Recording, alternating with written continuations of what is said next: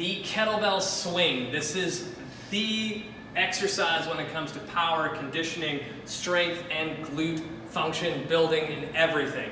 But probably one of the most butchered exercises on the internet at gyms because people just simply don't know how to do it. So before you even swing, you should be confident in your deadlift. So number one, if you don't know how to deadlift and hinge, you should stay away from this. The second thing is you need to learn how to drive the kettlebell back and kind of learn how to use it with momentum. So how I do this, if you watch all my other videos, we kind of start with number one, learning how to hinge with the deadlift position. From there we get into just a snapback. And then eventually we get into a power swing where we do one every single time and reset.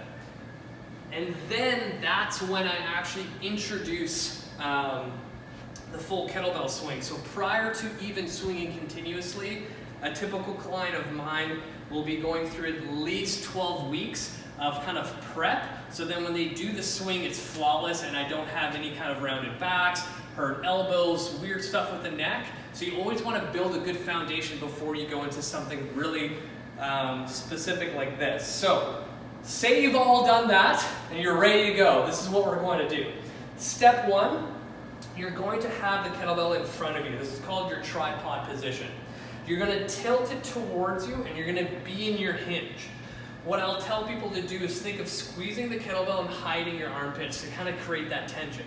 That first motion is you're hiking it back and then you're driving your hips forward as hard as possible and snapping them. At this position, you want to think of squeezing your glutes as hard as possible and pulling your kneecaps towards the ceiling. That is very important because a lot of times when people try to swing, they end up doing this because they're like, I'm going to try to squeeze my glutes, but now we're kind of too far. To kind of prevent that, you want to think of as you're coming forward, you're squeezing your glutes, pulling your kneecaps, and now I'm solid. At the top, when I'm here, I want to think of a front plank.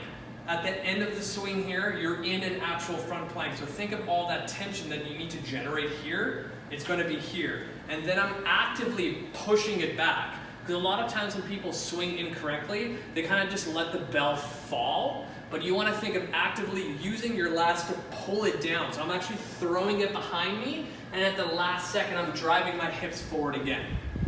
On top of that, you need to have your breath. So in Strong First RKC, they teach that dragon breath. So it's kind of similar to what you would hear in an MMA fight where they go tss, tss, tss. The moment I go tss, I'm contracting intra-abdominal pressure to kind of spare my spine. If I don't do that, the swing will kind of look soft, like it won't have a snap. It'll just kind of it'll just go through the motions as I do it. So putting that all together, I'm going to show you how the swing should look.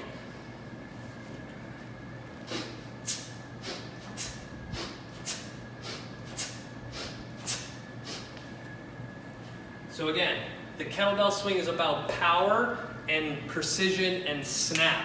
If you don't have that snap or precision, things are going to fall apart and you won't get the full benefit of the exercise. So putting that together, that is the kettlebell swing.